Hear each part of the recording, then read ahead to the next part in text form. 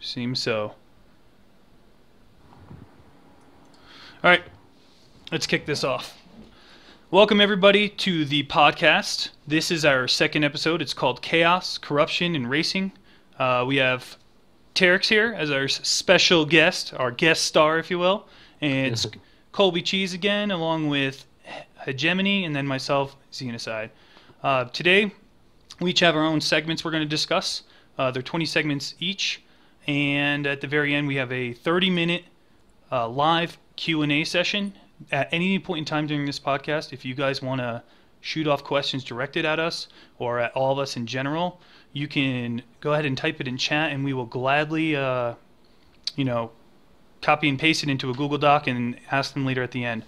Also, thanks for tuning in. I would like to thank Twitch TV for allowing this kind of thing to happen. It's a good website for getting communities built together, advertising games, and doing podcasts like this. So thanks, Twitch. Also, I would like to thank GGG. They were nice enough to donate 8 microtransaction packs for the viewers. They're a very good company when it comes to giving back to the community as well as providing gameplay. They care more about the quality of the game rather than the dollar sign. So let's all give GGG a thanks. And lastly, I would like to thank all of you, the viewers, for tuning in. Without you guys, we wouldn't be here. So thank you again. So to kick off the podcast, let's do a little establish some rapport here. Colby, what are you most known for?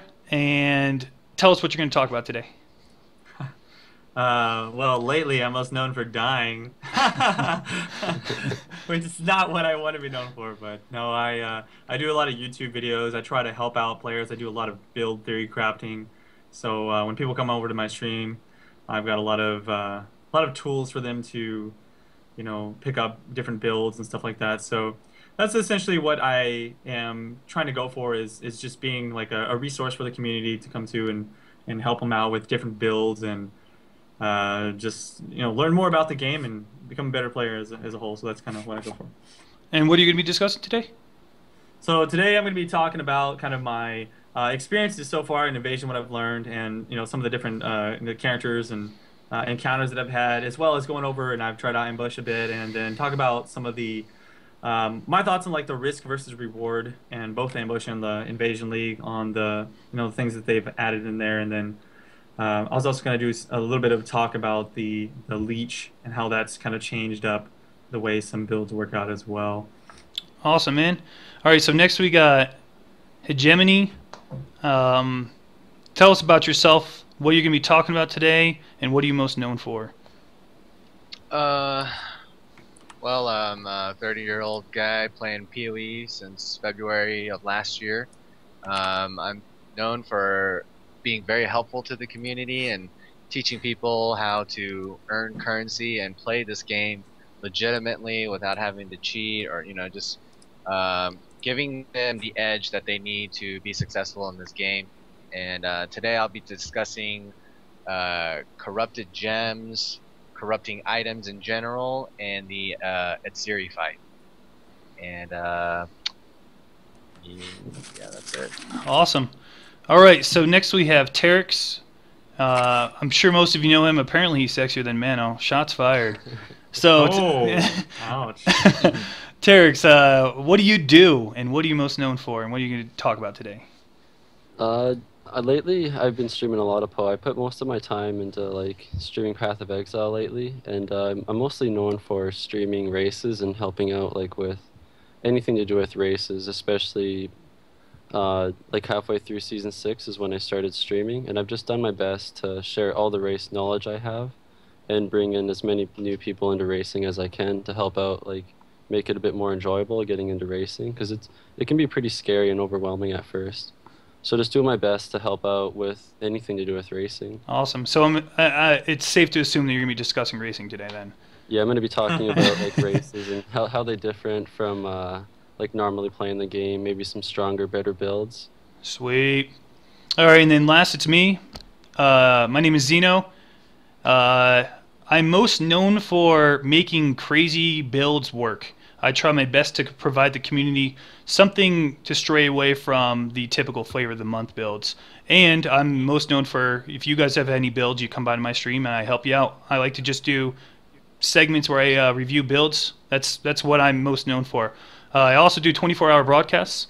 Today I'll be discussing my take on chaos damage dealt by players, as well as some alternatives that we can hopefully provide GGG to do more direct damage chaos rather than just degen chaos damage.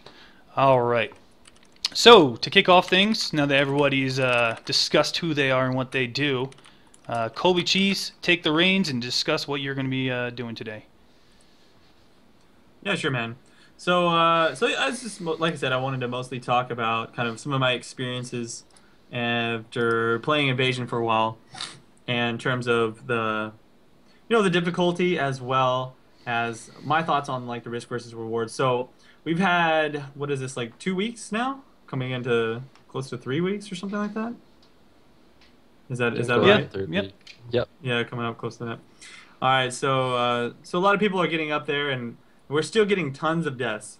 Obviously, Invasion League is extremely terrifying, and I've seen so many people, with problems with trying to get up there, and they keep dying. So this league is pretty much, it seems like, all about re-rolling and stuff like that. People are having a lot of trouble getting back to the cap on level, but what I've learned is just a lot of information about the particular fight. So one of my biggest problems so far, which I thought was really funny, was just dying to the same boss over and over because I didn't understand how she worked. And I think that I like to compare it to playing Dark Souls, where I think that once you have knowledge of how certain things work, you're going to be a lot better at the game. So in comparing that, whenever I first started playing Dark Souls, I was really bad at it.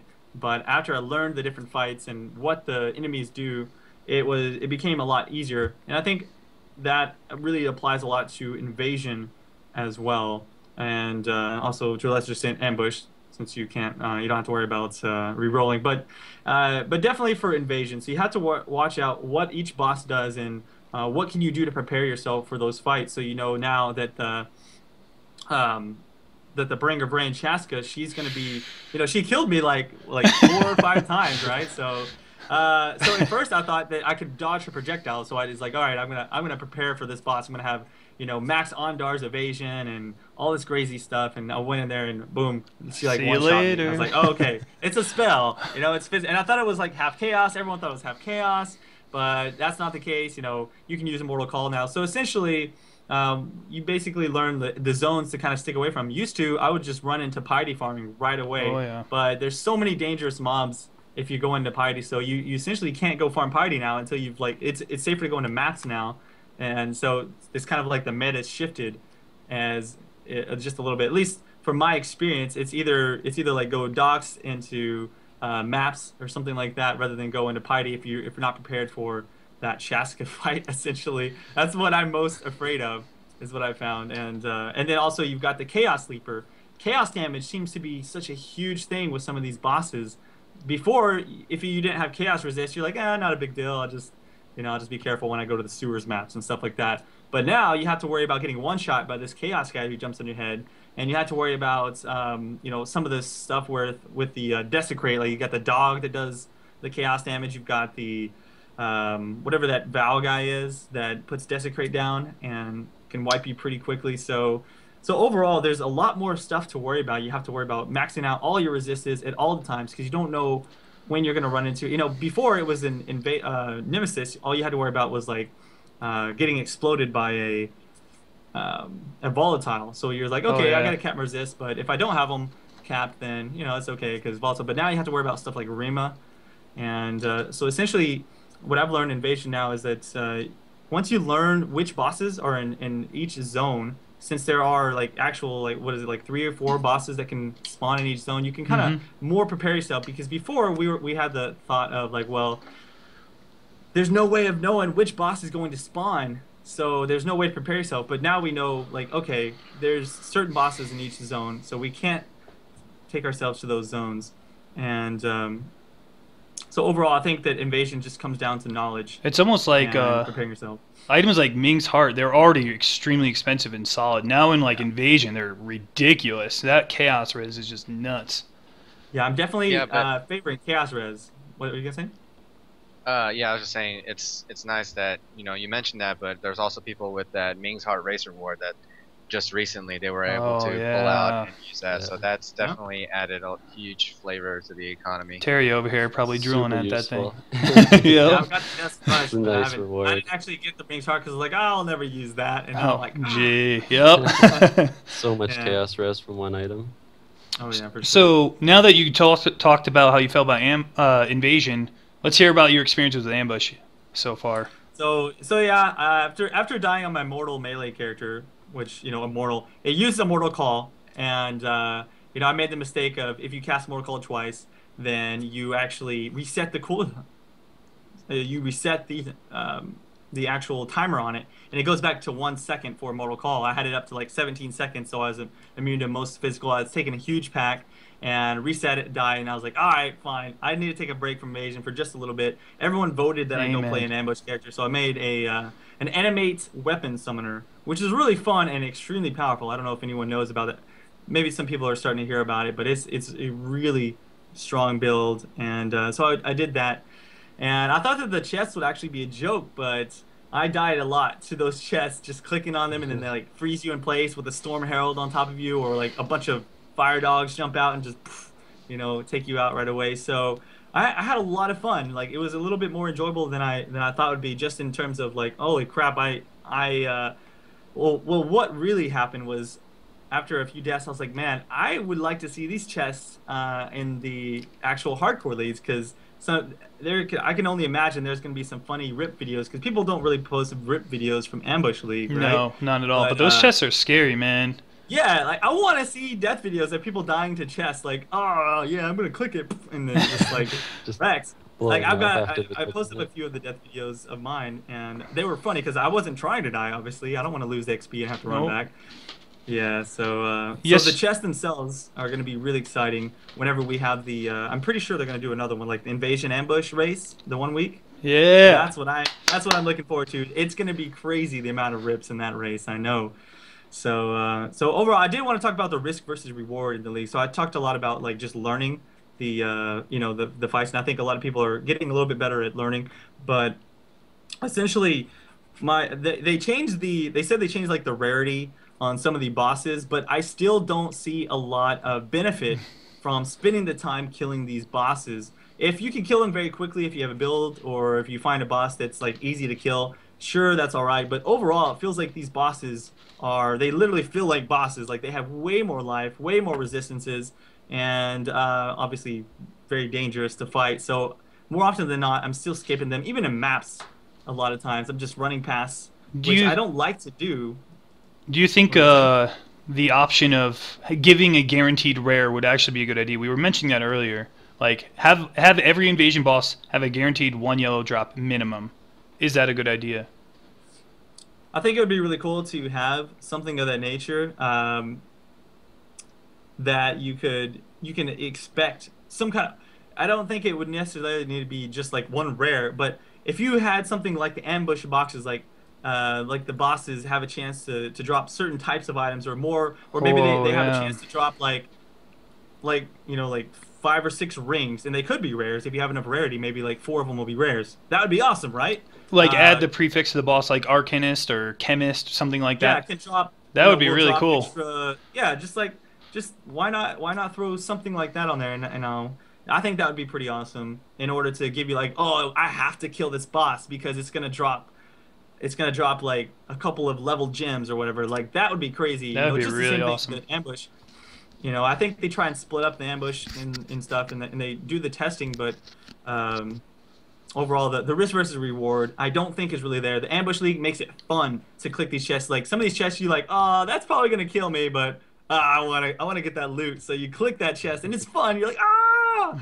But with invasion, it's like, oh man, get away from me! I don't want to fight that. You're not. There's nothing useful here. Like, what's the point? Even with like exiles are, you want to kill those because they have the chance to drop all these rings, and amulet, and a belt, and so they're gonna drop all these items. They may be rare, they may not be, but the actual invasion bosses are just like, oh, they have rarity, so like maybe they'll drop a few random rares that are probably not gonna be that good. Yeah. So that's the main thing that I found lacking in terms of the reward versus how hard those bosses are. Yesterday, I was doing a 24-hour ambush, just like an event, and I was like, oh, I'll give ambush a full-on try, and I lackadaisically clicked on a box, and it was chance to freeze, poison clouds, and I was in Merc with -60, insta rip. I didn't even pay attention, but those boxes are creepy, man. They could just see you later. I've actually clicked them on accident, like when I'm trying to ID them. Like if I'm trying to re-roll it, like you can't hold shift, and then like I'll unclick and say poop, and I like accidentally click it before I ID it, and it's like poof, it's like a really bad one. I'm like, I didn't mean to do that. I think they need to make it so you could shift click, so that way you don't run up and that's what I was click trying to like shift click alterations, and then when it worked, so I like let go of it and then clicked it, and I was like, poof, and died. Yep. I had a clip on my YouTube. Brutal. Yeah, I had a clip on YouTube where I clicked it and I died, and then as I'm running back, I noticed that there was a Wings of Entropy that I had missed. I was like, oh, whoa, I'm okay with this death. That's a nice surprise. Yeah, to my surprise, I had missed it. Because with enemy summoners, like you're just running around while your summons are back there killing stuff. So you drop some loot sometimes. I guess the last thing I was going to talk about is I feel like a pretty big change in how you're going to play certain classes now. Like you would normally rely on like having like 2% life leech on a lot of builds that are really low on mana, and you can get off like 2 or 3 attacks. And maybe doing like double strike, or even with an AOE type spell with life leech. So I noticed flame blast, for example. I had some life leech from fire with some corrupted items, but whenever I charged up my flame blast and hit a mob, I would get like 100 life back because you can't life leech on groups anymore. So I'm like, man, they really made it difficult to to actually get meaningful leech. Especially as a any build that's not just like, if you're not just heavy striking with no multi strike or something. Like I had no leech problems with my heavy striker, but on every other character that's doing AoE damage, it's like, what does life leech do anymore? Does it even work? Like it's nothing. And mana leech is the same way. Like my buddy was doing a spectral throw, and you used to be able to do spectral throw just fine with a little bit of mana leech and maybe just a little bit of regen, depending on your attack speed anyways. And now she has to throw on blood magic. There's no way she can do it with the leech with the way it works now. So I think basically this makes it so that you pretty much have to design your builds around using mana regen, almost. But a lot of them can't even support that without EB anyway. So it's like you're doing blood magic gem or you're going EB. I'm currently doing an ice shot shadow, and I'm using Soul Siphon. Soul Siphon with clarity on health. It's like the only way I could do it without using blood magic. It's Soul Siphon, and then you have to run it into the problem of fighting a boss where it's like there's just one mob to attack. So what are you gonna siphon off of, right? And that's why I have clarity on health. It's like reserving 300 of my health. But again, that's ambush. It's a completely different thing. Life on hit got a huge buff. Life leech spellcasters, they got the biggest hit. Oh well, I wish they would have left. I'm okay. I'm sort of okay with the life leech, but the mana, I wish they would. If they're not gonna add like some kind of mana on hit, like what are you gonna do, right? Change. And like Vaal Pack nerf is pretty bad for ES. It's pretty rough, yeah. Exactly for ES especially. CI, you have to have like so much life leech. I mean, you can still do it, but it's not gonna be near as effective as it was before. So yeah, I definitely think mana on hit. Something overall, it just makes me change my perspective on what builds I want to do. I'm like, okay, all my builds now rely on EB. It's like that's all I want to do. I don't even want to mess with Leech at all. I just want to have like, and I'm taking. What I've done now is I've been taking those flash nodes from the Witch Tree, like on a lot of my characters, because of that buff from the Witch Tree with the 12/12, the 12 life, 12 mana node, and then that 30%. On Flask is actually pretty good because it not only affects your life, it does the mana potions, does quicksilvers, does all that stuff. 30% is pretty huge. I think that it just basically buffed those nodes essentially, if you think about it.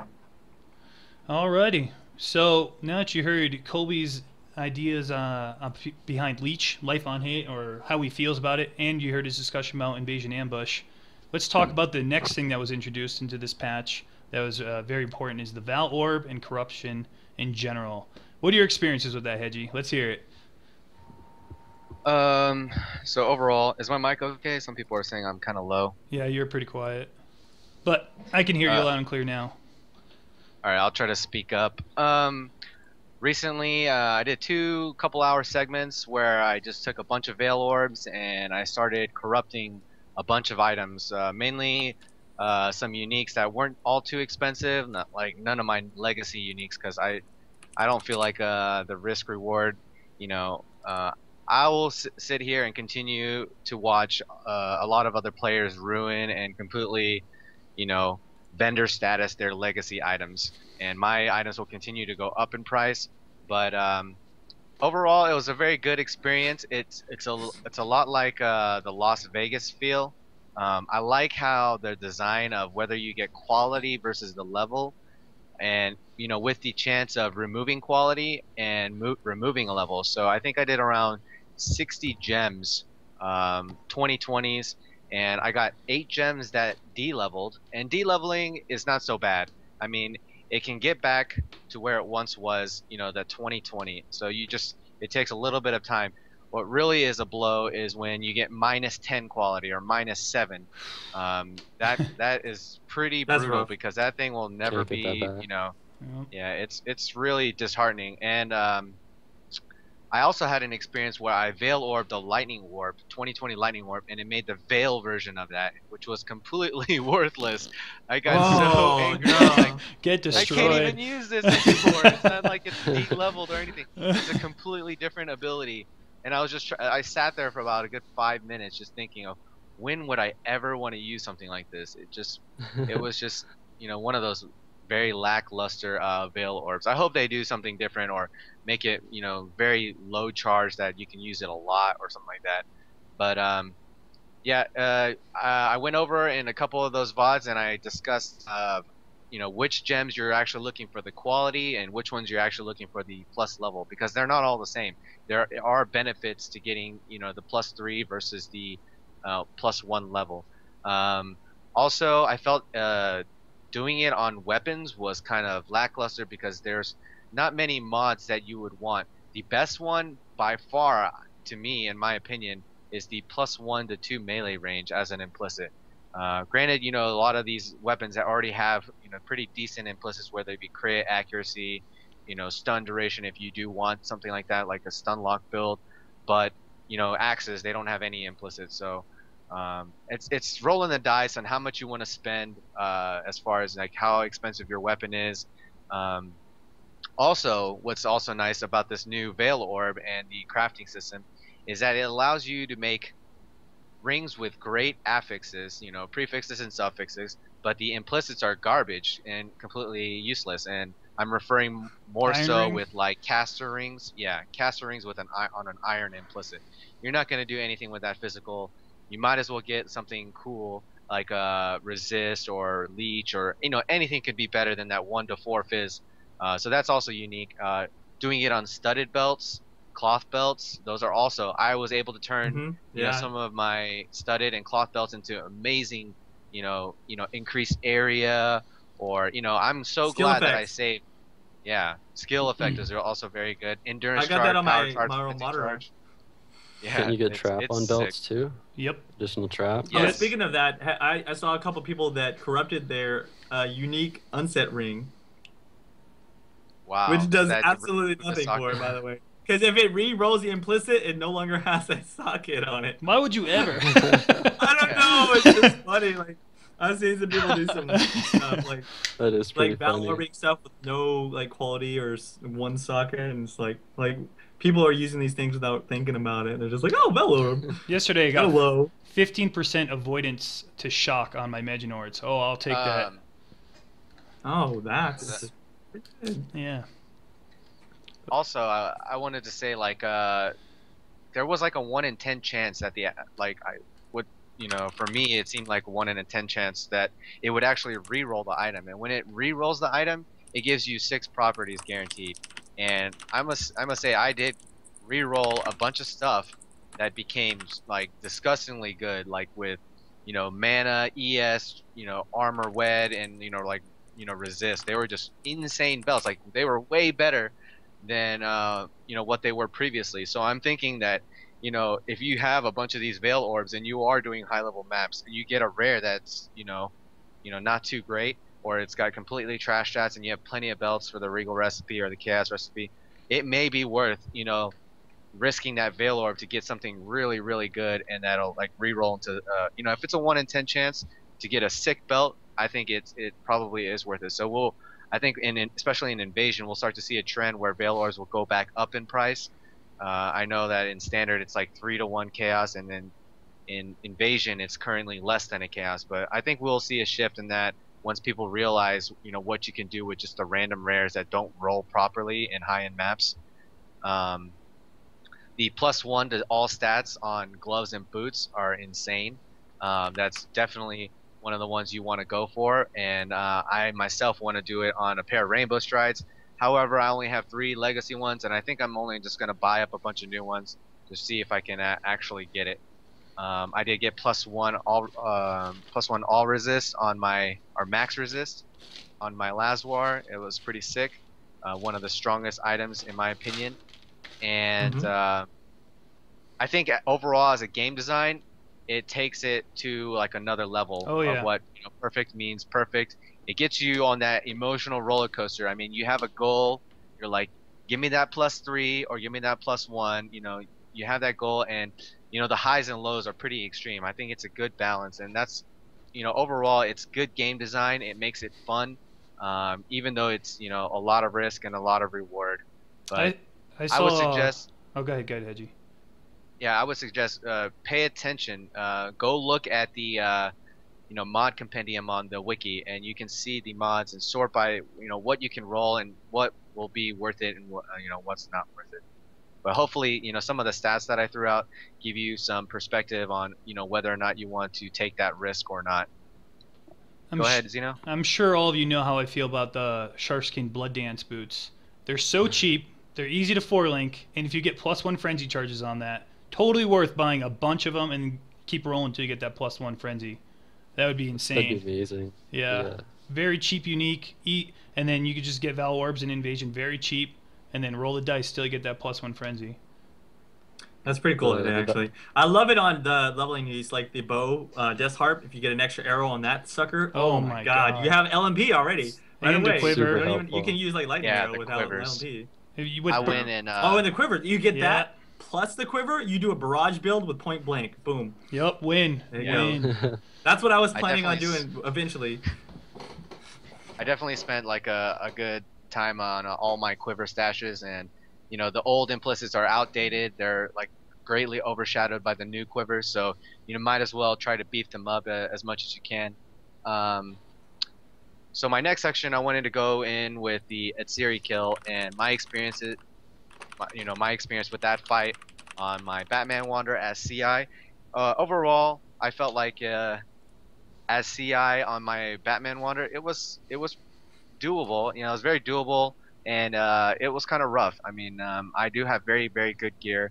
The fights are definitely tuned, in one way or another, like extreme physical or extreme elemental. You can be better prepared for it.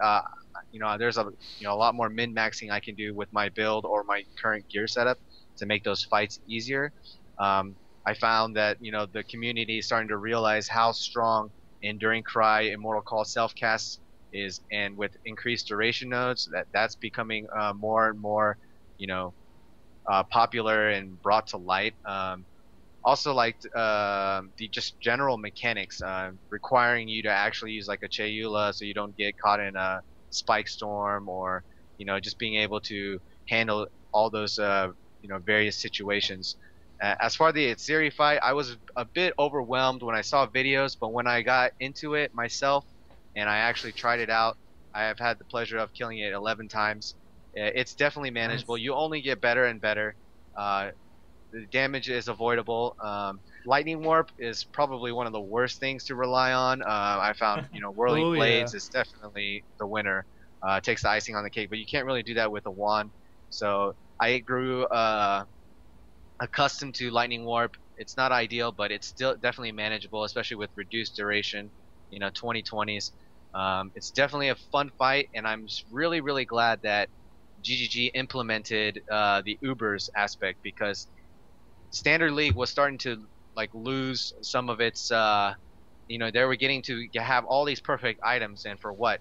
They would clear these, joke of maps of deadly mods with palaces and courtyards, and it was just a complete joke. But now they have something really to look forward to, something to farm for. We've seen recently we saw Gellick and Mrs. Fast attempt the Ubers, and they just got completely obliterated. Gellick is one of the they were known. He's known for being one of the tankiest characters in game. He builds on tankiness, and he just got I wrecked. saw a guy, like almost.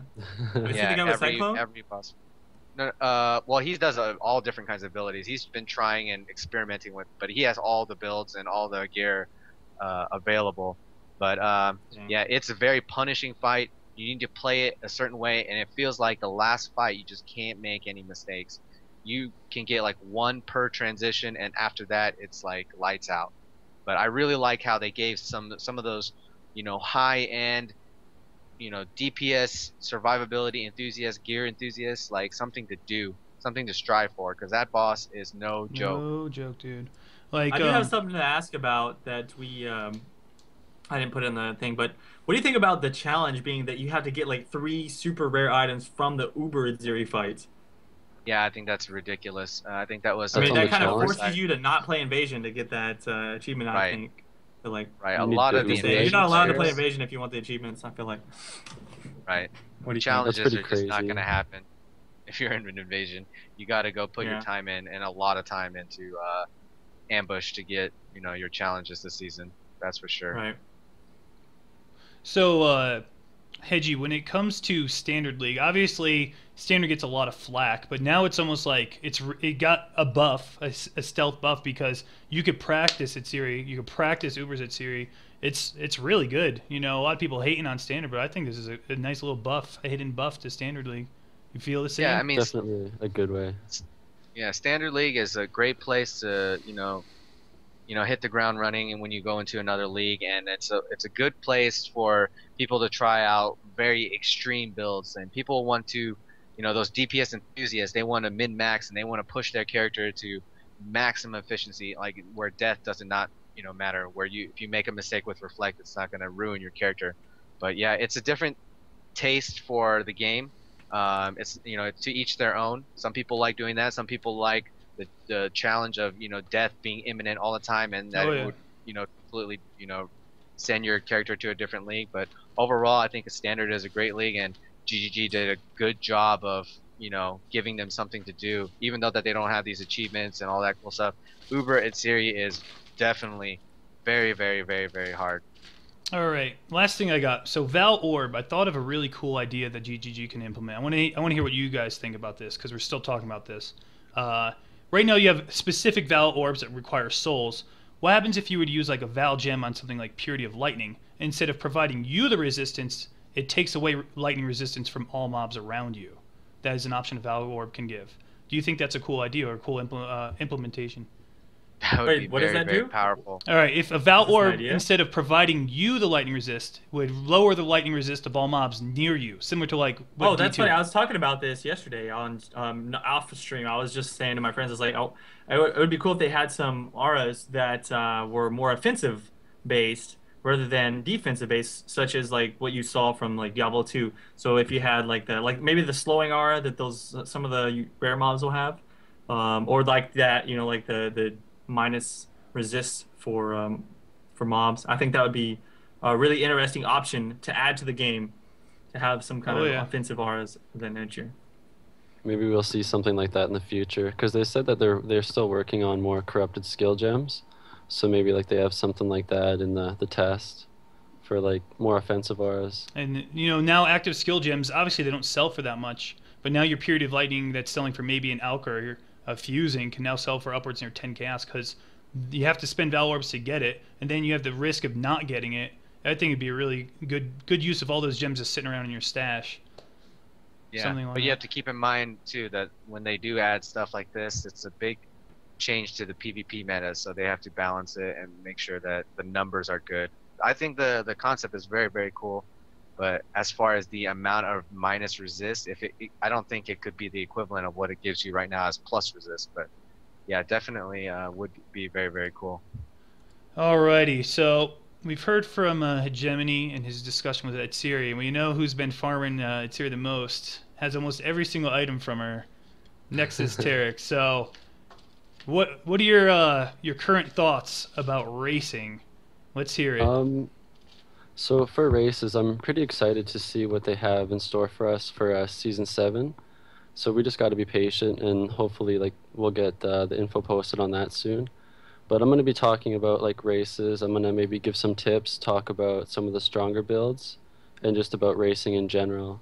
So races, if you're not familiar with races or haven't put in like some time into racing, they're timed events that challenge players on their playing ability and like general knowledge of the game, whether or not it's like using vendor recipes or just kind of knowing where to go for like what level you are or when to advance, depending on the race. They have different races, and there's some races that are completely different than playing the game normally, such as Descent Champions and Endless Ledge. Descent Champions, for example, it's set layouts or set areas, and after I think every 3 areas or 4 areas, there's a boss that you cannot skip in order to advance. So these alternate like playthrough races are completely different than playing the game normally. There's like one of the bosses is like a buffed up Soul Eater Brutus, and he gets very, very strong when you kill ads around him. I'm sure a lot of people have had problems fighting the Turbo Brutus once he's buffed up. And Endless Ledge is just ledge layout after ledge layout where there's random monster spawns, and in Endless Ledge and Descent Champions you cannot go to town.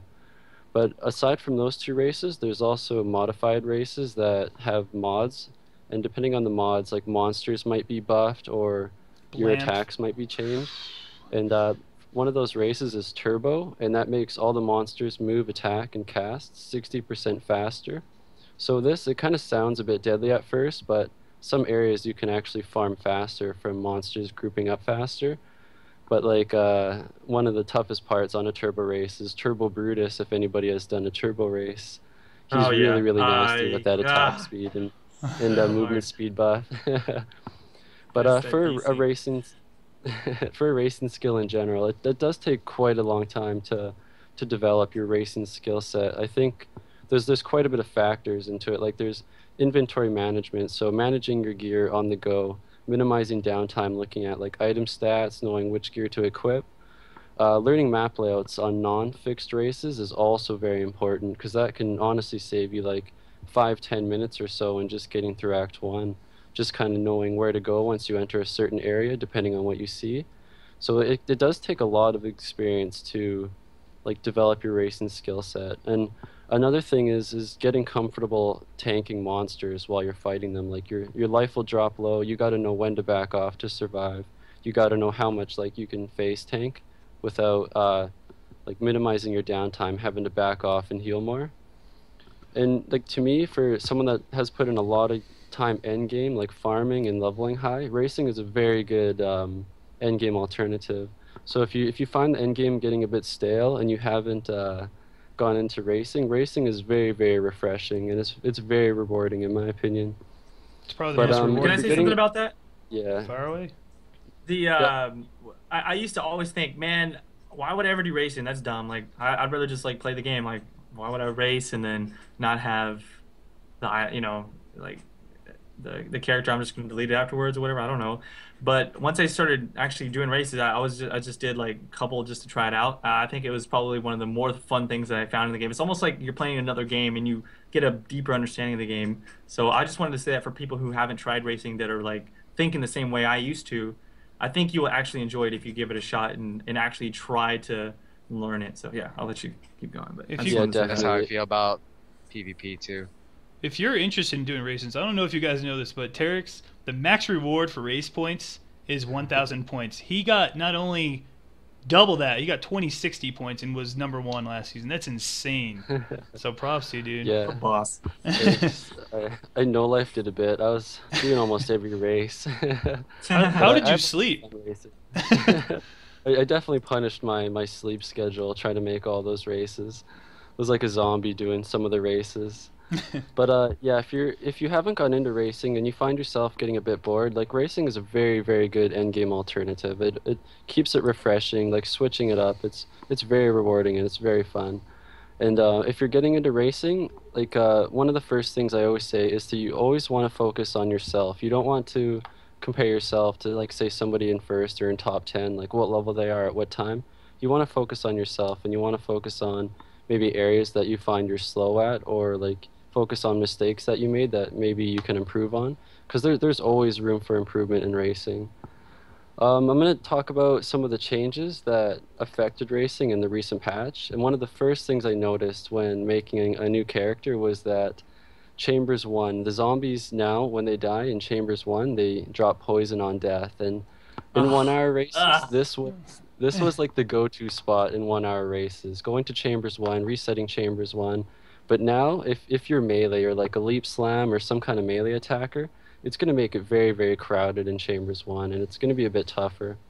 Like, I did a couple test runs, and going all damage early on, your life does drain really fast standing in the poison. So that's going to make it a bit more interesting to see how people react to that. And one thing, too, that it's still unclear is if races will have shrines and nemesis mods. And from doing some of the test races in Cutthroat, the shrines have been in there, and like they're extremely powerful for Oh like the my level or god. the time. Ice Like Nova especially a Shrine? speed shrine. That Yeah. one? Speed Shrine is So the main one. I really hope that at least for the signature race that they do not have shrines in them just for like it's a really big RNG factor that can really have a massive impact on your outcome for the race. So for shrines being in races balance wise, it's you can get really, really good luck with those. So I hope that they consider not having shrines in like some of the signature races. But for Nemesis mods, I really didn't encounter a lot. Maybe like a volatile here and there, and that can maybe get you killed if you're not paying attention to volatile. So I So hope for balance that. What's up? I had a quick question.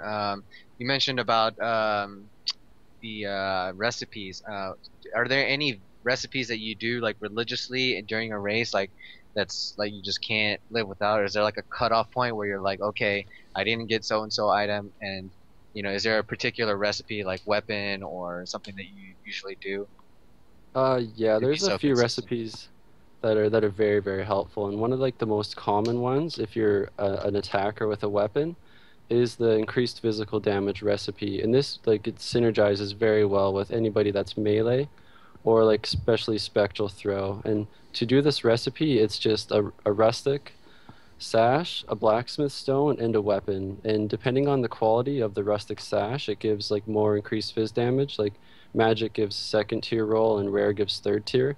So keeping that in mind, you do not want to use a rare rustic on a weapon lower than 17 or 18 because it will make your weapon require level 18. So I've like done that. a lot of racing Mm-hmm.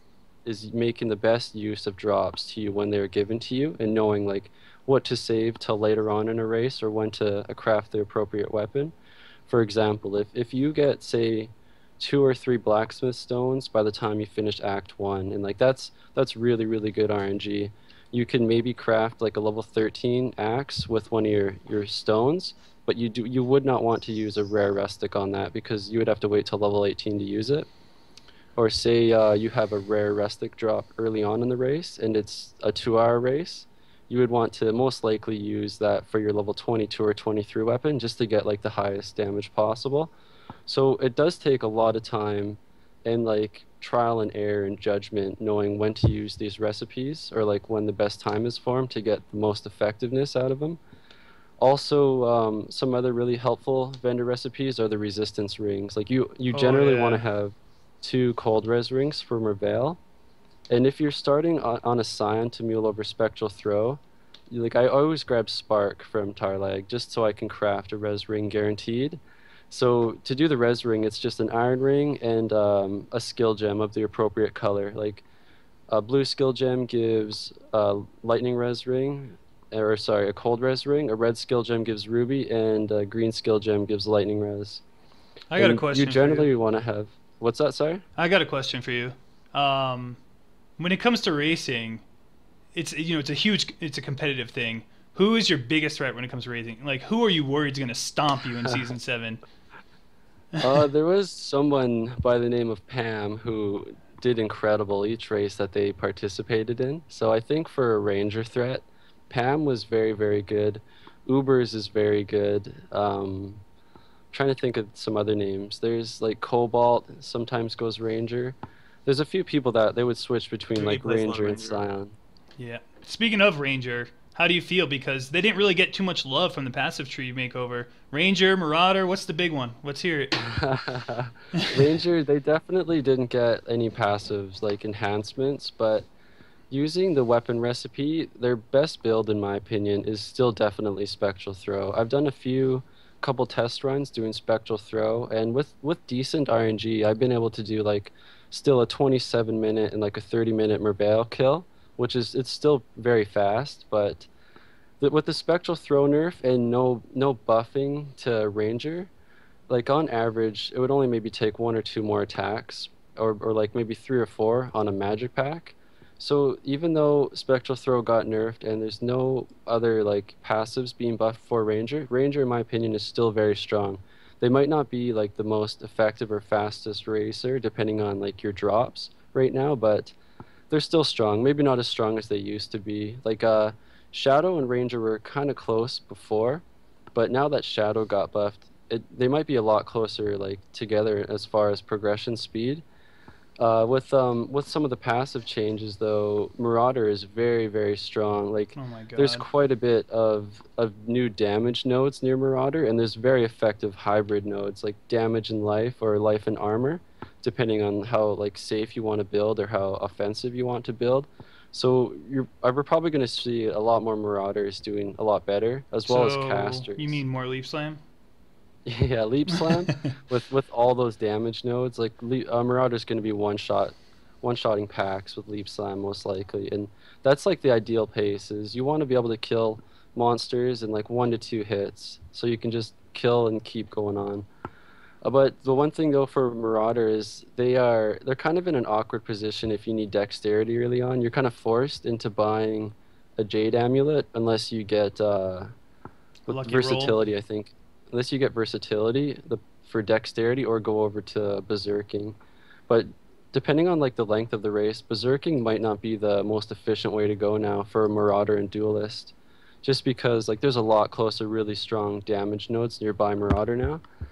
But notable like damage passes for the Marauder. He has like blunt instrument, by the blade, butchery, strong arm. So he's gonna be hitting very hard. And if you're not comfortable going leap slam and taking damage and dropping low, ground slam will also be very very strong now as well, as there's like two-handed nodes for staffs and maces nearby, as well as destroyer down below Marauder will be very good for two-handed damage. I got a I'm question. looking forward to seeing how the Okay. spellcasters do with all the elemental buffs and the storm call and I guess all the like early leveling stuff is buffed. Yeah, Witch got a huge buff. Flame Oh my blast, god. Yeah. flame blast is like 50% better now. Flame Blast is so strong. Like you can almost Yeah. two-shot, one-shot like rare monsters, magic packs. I Jeez. think casters they'll probably appear more in the top, and like more caster builds will definitely be viable now that they also buffed low level spells damage and like cast speed. So I think casters will be a lot more effective in racing, especially like the ideal build for casters in Season 6 was like Fire Trap, Ice Nova, and Flame Blast. And like Fire Trap and Ice Nova are very good, like rotating between the two depending on like when gems level up or if you have a weapon crafted with plus the skill gem on it. And now like rotating in Flame Blast in there to like one-shot, two-shot bosses, it's going to give like a Oh very my good god, yeah. pace. And like Fireball is actually buffed now, and I did a test run a couple times, and I used Fireball on Brutus, and it killed Brutus like pretty fast. It was a lot more effective than trying to kite him with like Fire Trap or Ice Nova. So people might want to Even be better than using picking up Spark. Fire Trap. Pardon me? Even better than using Spark. I know a lot of people use Spark on Brutus. Spark is definitely strong, but like you kind of got to get in a bit close for it to be Yeah, a little, effective. little dangerous. Yeah, it depends like how comfortable I guess you are using Spark as opposed to Fireball. But Spark is definitely good too, especially since all the spell buffs. Some of like the better builds too, in my opinion. Sign is kind of weird right now for passives since like the passive changes. They can go down to berserking and they can get the two clusters of axe damage nodes, but they are still quite a bit away compared to the other classes now for damage passives. Like they got a bit to go before they actually get more damage, aside from like the starting projectile nodes or melee damage nodes. So the Scion, it will still be good, but their output may not be where it is how it was in season 6. They They might got not some be like, huge nerfs, and so did Spectral Throw. yeah. Yeah, so like Scion, they're gonna, in my opinion, be forced into going axes just because of the 2 axe damage clusters near Iron Grip. But axes are very, very strong. They have the highest base damage. So for me, when I race on Ranger, I generally favor axes until I craft my level 22 sword because I don't have any like weapon-specific damage nodes. It's just all general two-hander. But Uh, like, I'm new to go racing. ahead. I rarely race. It's just not my cup of tea. If someone like me were to go into a 3 hour race, some people I've learned that like some people go to Dom, some people farm docks. Why do they do this? Why do some people choose Dom over docks? For the Dom over Docs, it's hard for me to say why. Maybe they want to get like the bonus points for the first quest completed. But from my experiences, is you can get a lot more XP farming Docs for like an hour and a half compared to progressing to Dom. But if you're in a party and like you guys practice doing Act 3 questing, just Act 3 questing, it can be very, very slow. There's a lot of running around. The sewers can like it can give a lot of trouble, especially if you have low life. Like the chaos damage, it'll rip right through you. But if you have a good experienced party and you want to progress past Act 3, you might slow down for like a half an hour, maybe 45 minutes during the questing phase. But once you get to Act 1 Cruel, you get a lot of XP doing Ledge, and once you get to Act 2, you get like insane amounts of XP doing Chambers 1. But if you're not safe, or if you're not comfortable doing like the Act 3 questing, or if you're solo, or maybe in only like a party of 2, doing docks it's the most efficient way for XP, but it does get a bit tedious, I would say, after like an hour and a half in a race. It just depending on the length of the race, you have to really plan out like your time efficiently. You got to know like what area you can get to and how long, and how much time it leaves you to farm that area in particular. Like for 1 hour races, the kind of go-to strategy is to get to Chambers 1 and farm Chambers 1. But not everybody might be doing that now since the monsters are going to drop poison on death. Oh So yeah. maybe they'll like go to Fell Shrine if they want a bit more room, or maybe even just try farming Crypt. But I've never really had much luck with Crypt. It can be very, very like RNG dependent on how much experience you'll get there. But Bef- uh, sorry, go ahead. One last question. Someone just asked a question. They want to know if you get the power of racing from your hair. Is that true? If I get the, it does help out a little bit. It does help out. It's I real had a world quick question for advantages. Terrex. As far as like, is there a sweet spot of like an item level or a particular item that you go for in a race? Like, how does your decision making when you're crafting go in like a 1 hour versus a 3 hour? Like, how do you pace yourself? At what checks? When is it good to blow all your currency, or do you spend all your currency trying to get movement speed boots? Like, can you give us a little insight on your crafting while racing in shorter Yeah, races, not longer ones? for itemizing on, say, a 1 hour race, is things to keep in mind are the item-based level requirements. So, for me, having like a lot of experience doing spectral throw and two-handers, like I kind of know which are the better bases to use. Like I prefer using a two-handed sword over any of the other two-handed weapons until about level 8, like to fight Brutus, just because with the starting corroded blade, I can attack twice and move without getting hooked. But if you have a staff with the lower attack speed, you can only attack once safely without getting hooked. But for itemizing on like a 1 hour race is I generally go for axes because they have the highest base damage. So I will try to save. If I get a blacksmith stone, I will try to craft a level 13 wood splitter axe, just because it has the highest base damage, and that'll give the highest damage output for that race, and like it'll be most effective for that level range. And hopefully like another one will drop for the level 18 axe. And like you always want to prioritize your two-handed weapon recipe. So say you get a transmute and you do not have a magic rustic, you might not want to vendor that transmute for scrolls or transmute like your gloves or a ring. You will definitely want to save that for a rustic sash to get a higher fizz damage roll. So a lot of that just comes with from experience and knowing like once you get to certain levels what new gear you're open to. Movement speed boots are always very, very crucial in saving like minutes. Like they can save you like 5 minutes running in Act 1. At the start of a race, I always check the vendor for movement speed boots, and since I mule over a gem, I check on both characters for movement speed boots. And like even if you might not be transferring over a gem at the start of a race, an extra iron ring if you're an attacker, or an extra coal ring for casters, it can be very, very helpful in like maximizing your output or minimizing your downtime from taking damage and dropping too low. So starting 2 characters at the start of a race can be definitely beneficial in like your progression speed. So like keep that in mind, even if like you don't transfer over a skill gem. Let's hear it, Colby. Oh, he's just. I'm laughing at your cats. Oh, dude, Ninja Cat and Oscar, you can't deny. I'm them. just sitting here watching them like play with each other. Dude, wait till the green screen goes live. They're just floating cats. They love it up here. I don't know. All right, so we're gonna transition. Yeah, let's transition. To, I appreciate you coming here. This is our little guest, not little, our big time guest star, Terry. Thanks for coming by, man. We're gonna be trying to do guest stars every single time. You know, maybe he'll come back again in the future. I want Mano in the next one. You guys tell Mano he's in on the next one. Slap him around.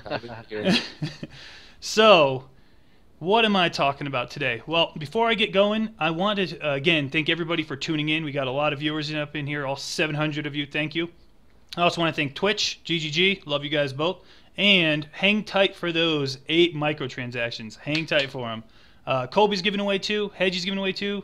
Terry and myself are each giving away 1. And then 2. As soon as the podcast ends, we'll give one live right away. So hang tight. We're going to take down the podcast, bring back up the stream for your 2 microtransactions to be given away.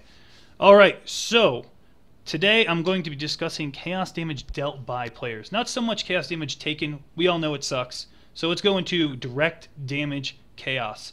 I think in the current state of the game, chaos degen abilities, they need a little love, but you could still make some builds work with them. You know, there's like poison arrow traps. There's like a +1/+2 poison arrow bow. You see those builds. You see some Viper Strikers using Death Oath and Iron, Iron Reflexes, Viper Strike. It's pretty good, you know, but it's nothing where it needs to be. There's no, in the current state of the game, there's no penetration. There's no curse that can lower the amount of chaos resist a mob has. And generally speaking, because it's non-reflectable, but all of the chaos damage we deal in the current state of the game, most of it is degen. So it's like, sure, we can't really reflect chaos damage, but really the only chaos damage that would ever be reflectable is when we use the added chaos gem or something like Infernal Mantle. I think they need to create some sort of chaos damage. Great, my green screen just fell a little. Some sort of chaos damage skill that deals direct damage. I have a couple ideas behind that, and I want to hear what you guys have to say. You know, you can shoot off questions or later on critique it. But I think a chaos damage spell that deals direct damage, something to do with crit. The best thing about chaos damage is when you crit, you don't have to worry about the downsides. No reflect, you know. Maybe they could scale back the spell damage so it doesn't scale nearly as well, but perhaps something like you shoot a projectile, like a spell, some sort of like goopy looking ball, whatever they want to make it look. But when it hits the target, if it crits, it'll explode into like a 5 shrapnel, similar to like lightning trap, how that looks. And I think that'd be a really cool technique because there's a lot of direct damage spells, but it's almost like if they don't have an AoE component to it, they're just completely, no one wants to play them. Or there's a lot of spells where if they have any delay to it, which is like Desecrate, they don't want to play it. I would like to see penetration for chaos. Someone's got feedback. 1 of you 4. All right. I think it shouldn't be me. I think it was Terry. But what'd you say, Colby? I would like to see penetration for chaos damage. Yeah, like a chaos pen gem, or like even like a curse. Make it as high as, you know, like flammability or conductivity, but maybe like half as effective, because chaos damage does have a lot of perks to it, so it can't be as strong as something like flammability. So I would like to see some kind of like corrode ability that like slowly lowers their resistance Awesome as the idea. chaos damage rises, something cool like that that like gets better and better as it stacks on them. That's a really good idea. That is That does amazing. sound really good. Does my mic still give feedback? No, you're good. You're good. Sounds Alright. okay now. But they can make like a corrode type ability rather than just poison arrow. Here's a cloud. Make some sort of like they already have lightning arrow, ice shot, and burning arrow. They all give some sort of conversion or extra damage. Why don't they make that a direct damage? A projectile attack that 30% of your physical damage is now added with chaos. Get a Ming's heart. Hey, you're loving life. Get the chaos nodes. I think that'd be really interesting. So there's that. Also, I think that they need to make some sort of purity of chaos. Chaos resistance, you need it more and more and more. Don't make it as strong as purity of lightning or purity of fire, but definitely like maybe half as effective. I think that would be needed. Some people would totally sacrifice their, one of their damage auras for that. I know I personally would in Invasion. It's so clutch. Yeah, it would definitely have to be costly to get like a chaos res aura. I feel like definitely like 60% reserved. It may be like half as much as the other auras give. Yeah, agreed. Yeah, I feel like chaos damage it's one of those fine lines because I don't think it should have the damage potential as other builds because I mean the benefit to using chaos res is never having to deal with reflect. So Yeah, never having to deal with reflect, but as a ranger, you never have to really worry about reflect. With as soon as you get Anders Guile, and you're not using a lion's eye, you're like whatever reflect, done over. So they can, the whole argument for not having to deal with reflect is really easily trumped in my opinion. Maybe for spellcasters because you just get a lot of crit. So if they were to make a direct damage spell, they would have to lower the effectiveness or make it not as strong as some, don't make it as strong as Fireball. I think it would be really, really good. And the players want more chaos damage, GGG. They want more direct damage chaos spells. They're tired of the D-Gen. The D-Gen's cool, but we want direct damage. Maybe like a corrupted version of skill gems where it maybe lowers the output a little but makes it into chaos damage. Like that would be kind of cool. Alrighty. chaos damage is also very, very, very scary in PvP. Oh, yeah. So that's another thing that they have to consider when they balance these things is they don't overdo it and make it like, oh my god, you just need to go this spec and use this spell. But I definitely agree that there's a void of, the lack of chaos spells. And in terms of PvP, they could just do what they did with like RF, just lower the effectiveness in PvP to make it not as crazy. Like as Righteous Fire got that huge slap in the face this recent patch. It was really good in PvP though. Oh my god, it was insane. Yeah. Best thing I've seen in PvP is when people use the multi-strike, heavy strike, and you just like stun lock the whole time. Oh my god. With like all the D-Gen auras and stuff. Alright, so the last 10 minutes of my session, I would like all of us to talk about Cutthroat. Has everyone here experienced Cutthroat first off? Yep. I have, but I haven't played much of it. I plan played on like playing a lot of once. it. Hellman, if you're I out just don't there. like this story. Hellman destroyed I'm me and I excited. gave up. I came out of Mervile. Hey, here we go. Bear trap, cold snap. See you later, Zeno. Thanks, I just Hellman. rushed to Flicker Strike and I was killing everyone. I killed everyone. Like no one. I killed Hellman. I remember in a Cutthroat. Oh, Yeah. that one must have felt good. I just one shot. Like Flicker is retarded with that early levels of. Yeah, landing that first hit is like crucial in Cutthroat. Whoever like can hit the other guy first usually just stun locks them. Mm-hmm. Yeah. Or, like permanently freezes them.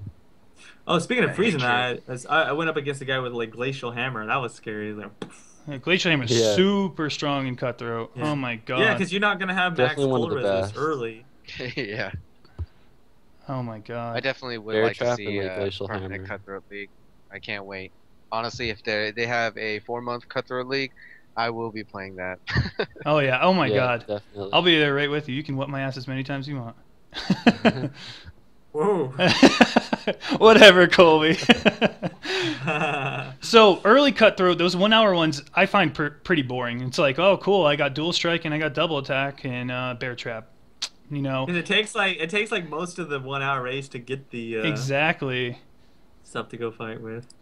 I want to see like a nice a week long Cutthroat. I want to see some high level like level 80 going at it, losing all your gear. That would be great. That's that where would I be think so it'd be the painful best. though. The tears would roll. Dude, that Like would be harder than hardcore League. I feel like. I don't a know. longer You developed definitely. like Cutthroat event will definitely be, I think, a bit more intense, and people might be a bit more committed to that, like on a week long or a month or 4 month. And that way you can actually develop like we'll have a more developed character with more skills to use, a lot more synergy.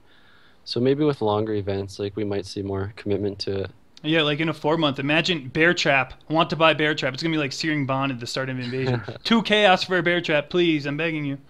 I feel like Yeah. as a game design, if you have like a permanent cutthroat, it's going to bring back the nostalgia of like these MMOs where you had guilds, the socialization. It's going to be good to have friends because Oh yeah. you're going to Yeah. be, you're going to be butt naked and you're going to need to gear up and you're going to need friends to go get your I'm stuff butt back. naked and I need friends. Exactly. Blue So items have become essential again. The useful blue items. Oh man. yeah, I think like Yeah. that'll definitely bring a new aspect where it's a league where you need to start, socializing and get a guild, get some protection, get it, make alliances, make wars. I mean, the potential for that kind of stuff, I think, is just, my mind is just, going so fast right now thinking about that kind of stuff, and that's what I would like to see in this game. Because right now, guilds, there's not many like guild event type things. People just help each other out with gear or rushes or Yep. waypoints, but there's not real like a sense of like guild versus guild or things like that. And Cutthroat would definitely spice that up for sure. Oh man, being in a big There'd be a guild, lot of rivalry. micro man, that's another one of those pay to win. Man, you got more guildies. I can hear that Yeah. excuse. People crying that train. Well, you can make I had alliances something too. I would wanted to see as well. Like, it's not Cutthroat necessarily, but like in terms of like, you know how they brought out the Descent Champions. I always thought it would be really cool if they had a race where there was no drops, but along the way you'd find like chests that had like unique leveling gear, like different sets of leveling gear. So you would have like at a certain level you would get like face breakers, and you would have stuff that you can like build around with like basically if you twinked out a character right now you would have all these like really fast leveling gear items. But I would like to see a race where it was all like with instead of RNG from drops, it was like you had to build around the a bunch of like unique drops that or items of that nature, and then they can create like special ones for the league, and so it'd be just a race against who can do the best with those items rather than who gets the RNG of finding like a really good weapon or something like that. I think that would be fun. I've I don't read know. It's a. That's a kind of cool like the concept. fixed race, you know? That's a really cool idea. I read someone actually put up a Reddit post a while ago, and it was really interesting read. It was something like an endless ledge, but it's like an endless dungeon, and you can never leave it. And actually, I take that back. You can only leave once you obtain level 20, and you find an item that allows you to teleport out. Now, you can't keep any of the gear with you whatsoever unless it's in like a blue chest or make it like a different colored chest. So that way, like when your character usually when a race is over, that's it. See you later. But those items you find in the blue chest, you could keep in like standard league, for example. I think that'd be really really cool. I don't know. I like an endless dungeon kind of thing. I thought it was awesome. Just a new variation of racing. Yeah, they definitely have a lot of freedom for like with those kind of races. Maybe to start you off on like Act 3 instead of starting on at Act 1 with like a set Oh level, maybe yeah. some gear to craft with, and like see you can kill Dominus first or get to like Cruel Act 2 or something. Yeah. It's really nice when they force the player to come up with a new strategy or new builds for races. Rather than starting So level hope, one. Yeah, that's a yeah, really awesome idea. so maybe we'll see some more races like that. I've also like heard somebody talk about a race where it's only the chests from an ambush. Like that's the only way to get XP is the monsters come out of chests from like the ambush chests. So And, that I and, think and there's they a give you pretty like a neat starter Interesting. concept. chest, like in the I beginning of really Descent. like that idea, That'd where be There's you no just fun. monsters only on the get map. XP. hmm Yeah, No only get monsters on the XP map, from just chests monsters. everywhere, and it's you Yeah, tackling those packs, That'd individually. be I so think And funny to I see think that that. would be one of like the Yeah. best, funnest races if First they did that. chest explodes. See you later. Freezes. No, the freezing one's the worst because like even if you whirl away, you're still frozen. Yeah, you're All the done. other traps you can get away from. Remove People are freezing saying flask. people are saying open up ambush chest with a smoke mine ready to go in case you mess it up. Yeah, yeah, exactly. That's what I was That's thinking smart. whenever if I did ambushing. That would be really cool. That ambush chest only would be a really cool race. You would Scrolls of Wisdom would be so useful. Oh my god, I ain't rolling that. Hopefully they come out with that. All right, so now that you heard our opinions on Cutthroat, different races, chaos damage, all sorts of talks about Vaal Orbs and ambush versus invasion, let's go into one of the most fun parts of this, the live Q&A. We got about 50 minutes left of this podcast. I wanted this to be about a half hour, but we cut some short. Nothing intentional there. So I guess you guys get about 50 minutes of live Q&A. Who wants to fire off the first question? I'll say it. It says MDZDRI. It's Medusa. Medusa. Okay, he says, Terrex, how many Atziri kills do you have so far? I think around 37. And I have 2 more midnights to do later on tonight. How many items do you have from her? Like, how many items are you missing? I'm only missing the cold damage belt. I got like quite a bit of the other ones, but just that cold damage belt won't drop. That's freaking nuts. Trizex asks, Terrex, will Rangers use Mule, Spectral Throw, and races? I definitely feel that Spectral Throw is still the best option for Rangers, just because like itemizing bows early on is fairly weak compared to itemizing two-handed weapons, and the increased physical damage recipe is just way more effective on a two-handed weapon compared to a bow, because the bows generally have a low base damage. It doesn't scale as well. Okay. Next question. Colby, you got this one. What do you think about Uber Atziri? Possible in hardcore league. King of Dying. More deaths than me. Dude, the Uber Atziri, I don't know, man. I don't think it's going to be possible in the Invasion League. Well, it's possible. Sorry, I'll take it back. I don't really think it's going to be done. I don't think people are going to do the achievement in the Invasion League. That's for sure. Do you suspect a hot fix where once, like the first 2 kills use the perma curse? Do you think they'll make it so as soon as the person leaves the instance, the curses will disappear? I think that needs to happen, personally. I don't know if they'll do that far, but I don't know. From what I've seen, like I haven't seen many videos of Uber Atziri, but I saw a guy go in there and just get like one shot by white mobs from like 9,000 life. I was like, what? And then eventually got to the Vaal, and just I don't know. It looks really hard. I think you're gonna have to be not only like geared up properly, but you're gonna just have to like be perfect at dodging shit stuff. Sorry. Anyways, but that's what I don't know. I haven't seen enough of it. Like I can't give you like personal experience on it. All I know is that it's gonna be ridiculous. If someone does that, then they get all the props in the world in a hardcore league. Oh yeah. All right, Terry, you get another question. You're popular, man. It's got to be that hair. This is Super Saiyan Terry over here. He's a cute hamster, someone said. What are the 3 best tips you'd give someone who wants to start getting into races? The 3 best tips I can think of would be, first, just focus on your own mistakes and your own progression. You want to maybe, like if you can, reflect back on mistakes you made throughout the race that you know for like a future reference not to do. A second one would be vendor recipes. Research maybe what are the common vendor recipes that some of like the top racers do, or like check out maybe the vendor recipes page on the wiki. And the third best one I can think of is you have to stick with 1 or 2 builds that you really want to perfect, and like you have to enjoy playing those characters as well. Otherwise it won't be as nearly as fun or rewarding, and you might get a bit frustrated with the character that you're playing. So you gotta have fun doing it.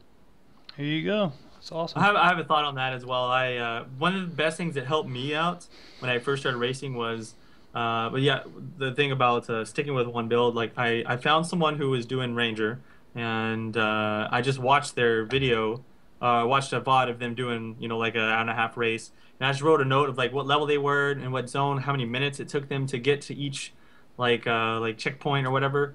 And try to just like look at what they were doing and like just take those notes, and then whenever I went back and I did my practices in my real races, I tried to compare what I was doing different from them, and then you basically just try and slowly match what the good players are doing. That's probably one of the best ways to learn quickly is to just try to match what the best players are doing. With that said, Colby, I was playing with you on a brand new character, and me, I don't race at all. You're like, we're over leveled in the zone. I press tab. I'm like, we're lower than the level of the zone. He's like, no, we're over level. Let's keep going. And it makes him a better leveler. Like it just straight up. Exactly. That's what I learned from racing. I didn't think about stuff like that, but I was like, man, we're almost zone level. We need to get going. We're almost the same level as the zone. What are we doing? Yeah, I was like, this dude is terrible. We're like to get the most XP, it's good to kill monsters like a couple levels higher and like just to keep moving in a race. But there gets to be points to like where you do not want to be a certain level lower than the area that you enter.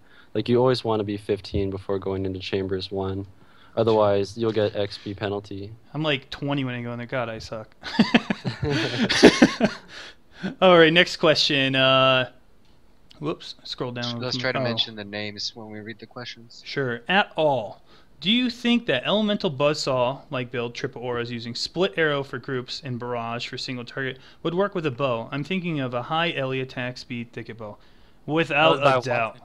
Watanagogiku or something? Oh, that one was by Savenge. That will absolutely work. I feel that you can easily run usually when you're running like elemental builds, Clarity is the go-to with EB.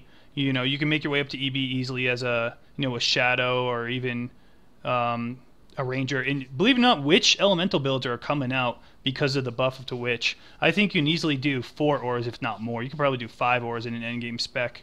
Just pick up at least all the aura nodes and you'll be fine. I don't see why that wouldn't work. All right. Next question's by Only Plays Lee Sin at ColbyCheeze. Hey, Colby. What would be the strongest class to start for a dual strike double claw wielder? Dual strike double claw? Yep. You'd probably want to do that with Ranger Shadow, depending on if you're doing like crit or whatever. Just because if you're doing claw, you're usually going to be in that area. You think CI is a viable option without that shield? CI? I don't think he's saying CI, but I guess with CI, I think with the new Vaal Pact area, you're gonna have to get as much leech as possible. So claws will probably be a better option for doing that sort of build. But I haven't seen it yet. How about an offhand Bloodseeker, main hand something else? CI is good to go. Yeah, a lot of people do that with. Yeah, a lot of people do that with whirlwind builds or cyclone. I mean. Yeah. They'll do a double claw with the Bloodseeker in the offhand for the leech, and then just as much damage as they can get on the main hand. All right. Next question is going to be asked by Watanagiku. It's at all. You want to take this one, Hedgie? What do you think about the mechanic of unforeseeable gear checks from off-screen invasion bosses and most of all, Devourers? I think that the fear of those mechanics are good. It causes people to play differently, like where you were, once used to just sprint flasking and face rolling room to room. There's now the unknown, and I think they're very good. I mean, the Devourer is kind of rough. I've faced him a lot, and I've killed him every single time. I think there are other ones that are more dangerous, like the Vaal totem guy and the little plant guy that shoots the balls. He does LE weak with ball lightning, but I honestly like the what do you call it? The Devourer that shoots lightning balls. He is definitely manageable. You can react. Spell block definitely is very, very good. Having max res is definitely very good, but there needs to be threats to the game in general so that people play differently. Like the meta is going to shift. It's no longer going to be these cookie cutter builds. Builds are going to change, and that's good for the game. You might have to make that adjustment. Some will make it faster than others, but that particular mob, yeah, he's okay. There are ones that are worse, but overall, I think he's all right. Yeah, I've noticed there's a lot more passive tree nodes that were pretty mediocre before that. Now you're like, I need this in Invasion. It's pretty cool. Right, like especially with the plus max. I thought that was going to be the most OP thing. Like when I saw the new Marauder start, I was like, no way, this is like OP. And then I'm like, oh my gosh, now I know why these are here. Get these nodes. Yeah, for reals. They I don't think we have as much problem with off-screen stuff. They fixed a little bit, but some of the stuff is still kind of off-screen, like the guys that leap on you off-screen. There's a couple of, Right. like the Chaos Leaper and the Fire Leaper, which he's not as bad, but he's scary when he does it either way. And then the Yeah. Totem guys, the guy with the crazy, he's a Vaal and he does the what's that totem that really wrecks people? I don't know his name. Uh, Flame incinerate totem or whatever. Yeah, he does like Oh, yeah. Incinerate Totem, Storm Calls that come down like instantly and stuff like that. Yeah, That guy is rough. is like insta log out as soon as I see a totem from him. Yeah, I'm like, no. that Spectral No, Throw thank you. dude. Oh my god. Yeah, no, He's you nasty. can just walk away from him. He's not. Yeah, he's, you can walk away from him, but I don't fight him. Heck no. Oh yeah. The But I was just anime talking about, guardian insta guy ops is rough. and kills. Yeah, The I don't anime know weapon with him. dude? I just don't. Someone's like Soul Takers yeah, and he- Reaper's He's just Pursuit. not worth the time. Hmm. Yeah, you can't Nope, really not face worth tank the that time. guy, but I think the two most deadliest invasion bosses at the moment is the Veil guy and the little plant-looking dude, the ball lightning LE weakness plant. He's so hard to detect. Oh yeah, He's so That hard. guy- He's so sneaky. that was the So only one I Demon couldn't 123. kill. Oh, sorry. Go ahead.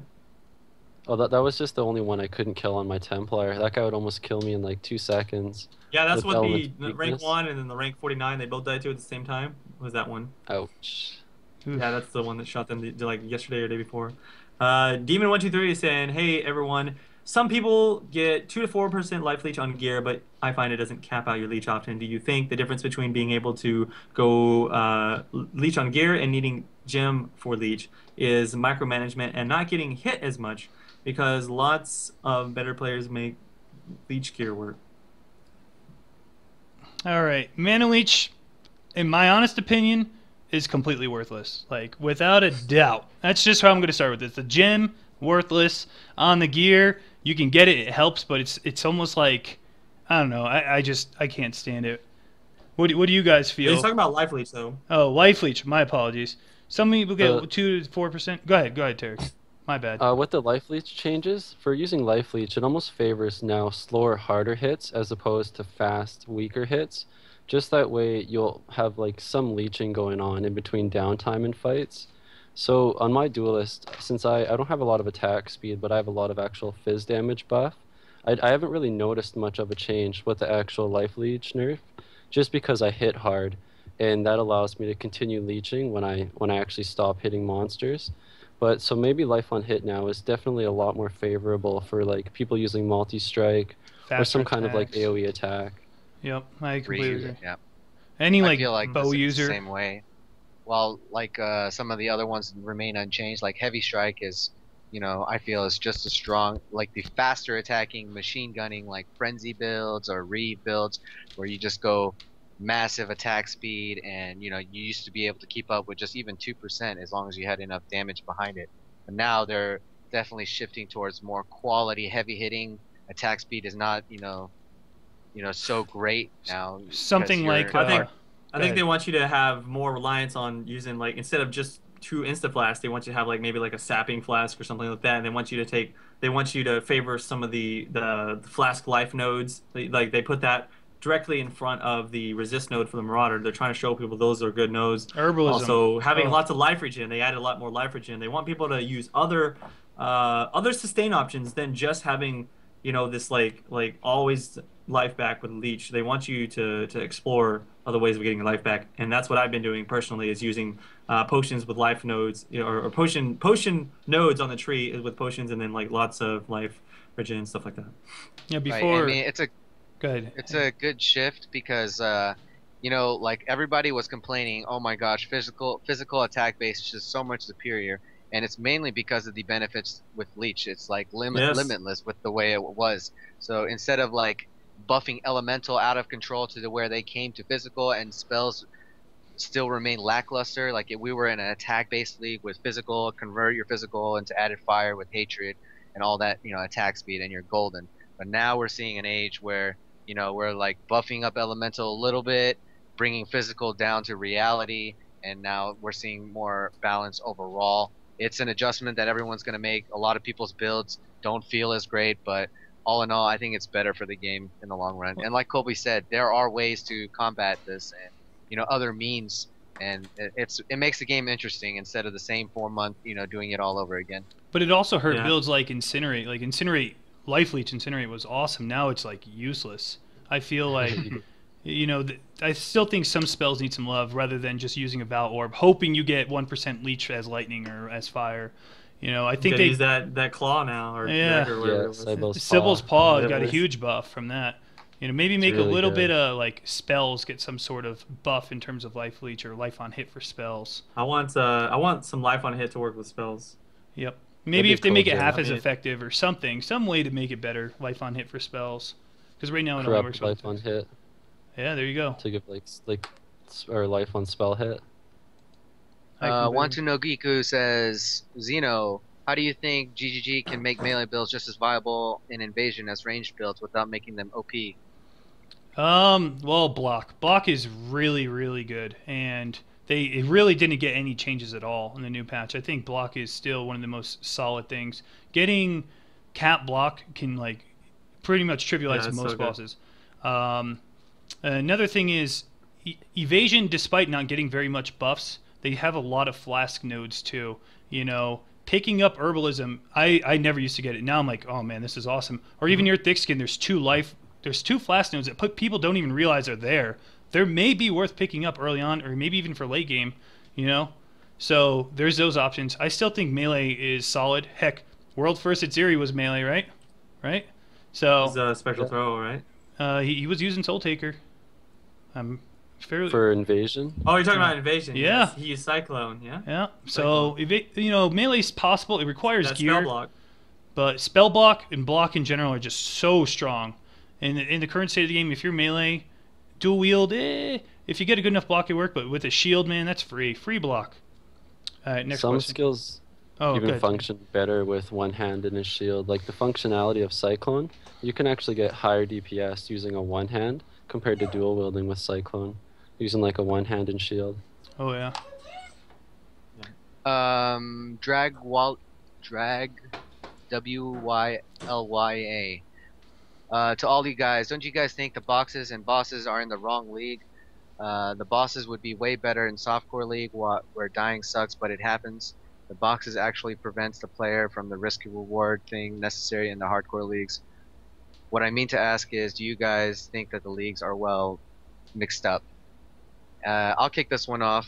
Yeah, I do feel like the rewards are backwards. I feel like while we are facing some of the biggest and hardest threats in the league, that we constantly die and send our items to a different league where they just get depleted from the economy completely, you definitely need more items to circulate to combat it, and that's why we see the very, very, very slow progression in invasion as we did before it was actually competitive, where Onslaught or Nemesis was slightly behind, but now we're seeing a huge gap, and that gap I definitely think is representation of the reward that you get in ambush and the difficulty versus what we're getting here. I really feel like the reward got flipped the other way. I think they should have gotten the other thing. And those boxes are still deadly late game. People are like, oh, who cares? Boxes might kill you in softcore. But in invasion, if they were in there, I would still be scared. I'd Yeah, you would still be scared. Chaos Orb the heck out of them. They are very real threats, but the reward, if they just switch the reward, like if they made the bosses drop like rewards like the ambush ones, I feel like it'd be in a really good spot. Yeah, like I was saying. Completely agree. I like the bosses. I really like the bosses and the threat of, taking it slow, analyzing the situation, recalculating the way you play. I like that a lot. I also like the idea, before you were in a zone, there was no unique bosses in some zones, or the unique bosses were a complete joke, like the Crossroads boss. You don't even realize he's a damn unique mob. If they implement keeping the invasion bosses in every league, that'd be cool. But definitely, if they add rewards, I mean, when the 4 months are over, keep them. They're awesome. Just make it worth our while. Yeah, that's what I'm saying. Like, yeah, I want a reason to kill them. I want to kill like with like I said with the exiles. I want to kill them. They drop all the rings and stuff. Poof, like, give me some one of every rings, item bro. slot and some flasks. Yeah, dude. Heck yeah. Maybe give them some unique items, like from their own kind of pool that they can only drop. like you can only get the uniques from the bosses. Yeah, that would add a lot more incentive to fighting them. Yeah, give it's like you can drop certain Vaal items from. Terry. All right, what's the next question we got here? Do you think? Let's see. It's by Watanabe again. Yeah, Watanabe, do you guys think that the game is currently experiencing power creep on their uniques? If you look at some of the newer uniques, they're generally all considered really strong or maybe even OP. Yeah, I do think they need to go back and like fix some of those gloves, or gloves, uniques. The was it Rimsaro's gloves, the Go Hide gloves. Every time those drop, I'm like, well, elk shards, I do think they need to go back and give some love to those. And they don't have a very big team, but it would be cool if they would go back and make it, yeah, cool, physical to cold conversion and adds cold and gives you cold res and life. Cool. Now I might consider using it. The new uniques are very strong, but keep in mind that's what the people are asking for. Super high level. Yeah, I mean that's in game. So I think they're pretty that's what Standard League is wanting. They're wanting, right? So. Yeah. But there are some really, really strong low-level uniques. Like, when you put on that Meginord's 10 to 20 physical damage at level 8 is godly. It's so That's good. Huge. Yeah. Oh, yeah. Especially with, like, a fast attacking weapon. I would like to see more of those. Because, like, late-game Meginord's, it's still viable. I love leveling items. Yeah, it's still viable, but you might want to use a Rustic Sash with Elemental and then Life Resist over a Meginord's late game. If I was ever able to make a unique item, it would have to be some badass leveling item. Because it's so much fun to, once you play your first character and you got a little bit of currency, you just go back and buy those cheap leveling items. You feel so strong in that first, Stormcloud? First normal playthrough. Yeah, Stormcloud, or you have like 70 ES at level 1 or something. You're like, nothing could touch me, and you just like run around. It's fun, One shot everything. I would like to see yeah, like Searing Touch all the way.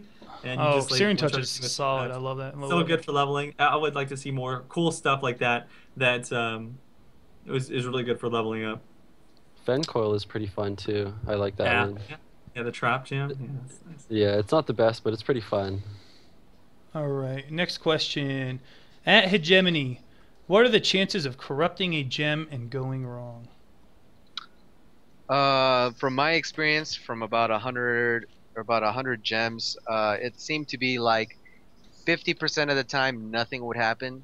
25% of the time it would be increased in some way, either by level or 1 to 3% quality, and 25% of the time it seems like it either lost a level or lost its quality. Oh, so you have 1 in 4 chance of getting something. Yeah, you have a good. 1 in 4 chance of it going. I've done like 10 or 12 gems and I've gotten nothing so far on every single one of those. Yeah, it was disheartening because I was on a roll. I got like 4+1 gems on all stuff that I don't really use, but they were max anyways. And then like when I went to my good gems, they all like de-leveled or lost quality. I did 3 level 3 empowers. 2 of them nothing happened, and 1 of them de-leveled. It was really bad. Yikes. Next question is that question was from Loco Cantina. This question is from One Mana Left. Terrex, what do you think about the progression-based race, where it's based on, say, who kills normal Dominus first, not on who's the highest level or has the most XP? I think that's cool. I think it's a really good concept because this will force people to come up with like maybe a more boss killing race character, as opposed to like just getting to like Chambers 1 or Docks the fastest and then leveling up super high. This will make people come up with like certain builds that like they're maybe only going to shine on like that Dominus fight, and you might struggle until then. So I think with them coming out with races where you have to come up with new builds or new type of characters, it's really fun and exciting, because that's like what I enjoy from racing, is just being put in that position and coming up with like a successful, fun character and seeing like the progress of it, or getting the rewards. Progression from it. races. That'd be cool. Yeah. Just either just killing a boss first, or just whoever gets the furthest in a certain amount of time. Whoever can get the farthest, and you just try and go all the way to like Act 2 and. Or even like you're like way under leveled or something, Even full clear Act 1, because right now all the side areas you're like, screw that, I'm never doing that. Yeah. Full clear that might Act be 1. cool too. Doing all the side quests. Yep. Things like that will be really cool. All right, next one's by Only Plays Lisa in again. At all. When you dual wield wands or daggers, do both of the implicits and the rolls on the wands and daggers apply to the spell, such as Flame Blast and Firestorm? Who wants to take this one? Cricket. Do both implicits apply to You the mean spell? like everything will like be the spell applied. damage? Or the crit Yes. from...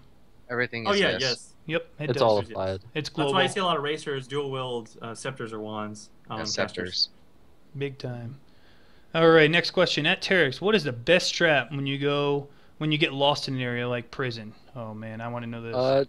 Prison That's a in good question. particular is just one of those areas. Like my general strat is I like to move along boundaries depending on the area. But when you get to prison, sometimes the exit always isn't along a boundary. So like you can get lost in prison. It's one of the worst areas. Yeah, hey, But that's what I ugh. what I like to do is I just try to run along one boundary until it hits a dead end. And like a lot of the time, if as long as you can keep going along the edge of a map, like it will lead you to the right area, or you'll get a dead end right away. So if you find yourself lost or running around too much, just try to stick with one direction and move along the boundary as much as you can, or like the edge of the map, until you either get to the next area or until you have to backtrack, and then maybe try going like the opposite way. You don't want to like generally run around through the middle of the area, just because in most of the cases the exit is near like a boundary or a wall in the map. Yeah, I But found that works prison perfectly for has weavers. prison doesn't. It definitely has like a couple layouts where the exit is in like it's not near a boundary, so that's why prison can be pretty tough to move around. It's good information. All right, next question. That question. Oh, sorry. That question was from Orsonius. I'm sorry. I Thank keep forgetting, folks. Slap me around. I'm sorry. 1,000 lashes with a wet noodle. All right. Someone else read it then. I give up.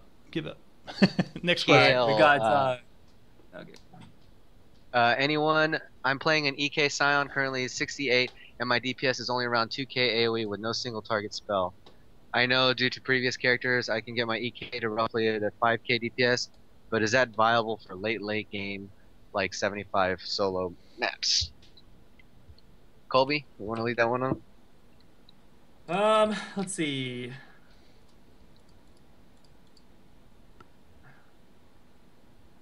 He's just trying to get more damage. I don't know. I'm trying to figure out. Do you think 5k EK is enough for level 75 map like pulls, like your clear speed and stuff?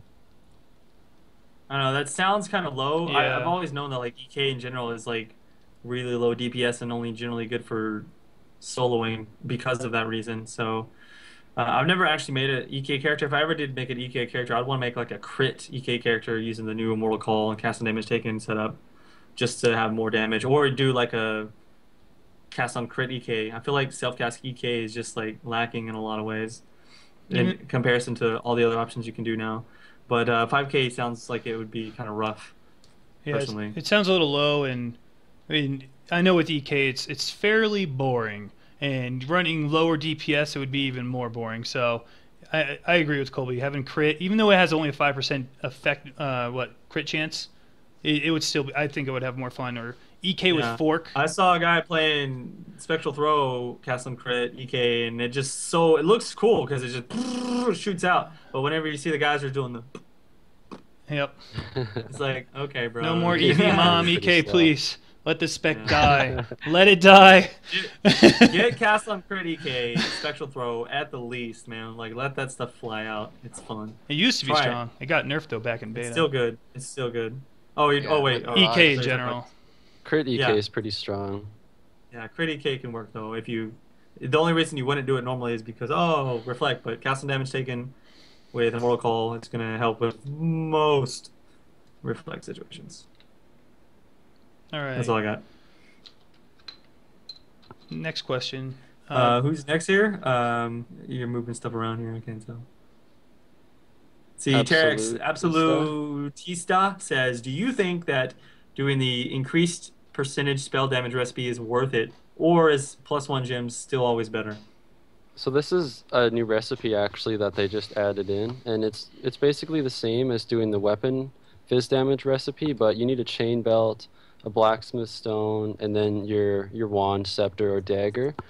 And in my opinion, first off, for like Fire Trap Ice Nova, you definitely want to get your +1 to gems, but maybe once you're transitioning over to like full-time Ice Nova, depending on once like your gem is a certain level, or you're say like going up to Vaal in Act 2, You might want to craft like a percent spell damage wand just to fully buff your Ice Nova, like once it takes over as your primary ability. So this is, it definitely will be viable in races. You just have to use your best judgment or know when you transition over to your one attack for your primary. Whenever you want to switch to like a second weapon to buff your Ice Nova or Fire Trap more. Because +1 to gem at low levels is very, very powerful. Oh yeah. So that's going to Wouldn't you be use like a both? judgment call. You'd use one in the main hand, the spell damage one for the offhand.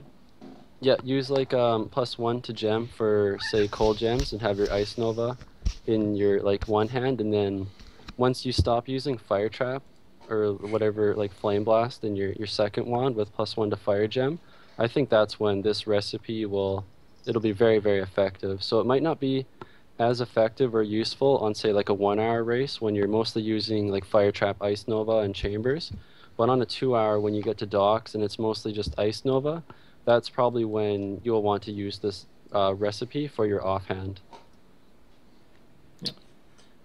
All right. Next question was asked by Grado at Hedgie. Do you think Wanderers have enough survivability for invasion? They seem fairly squishy.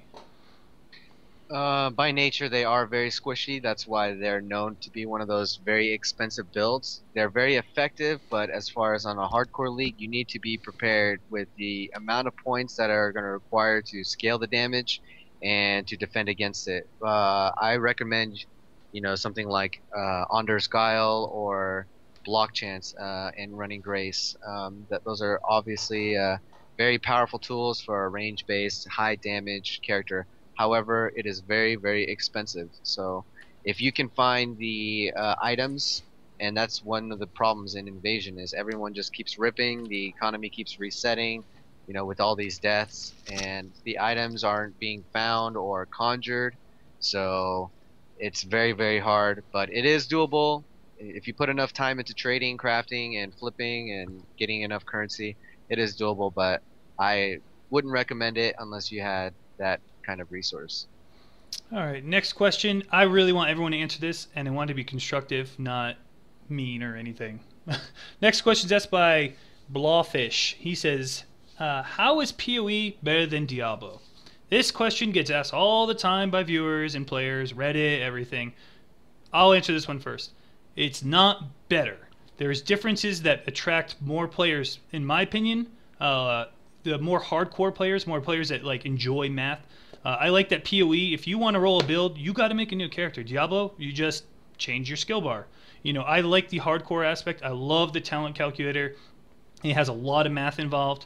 Diablo has its math as well, but I like GGG. I feel they're very customer oriented.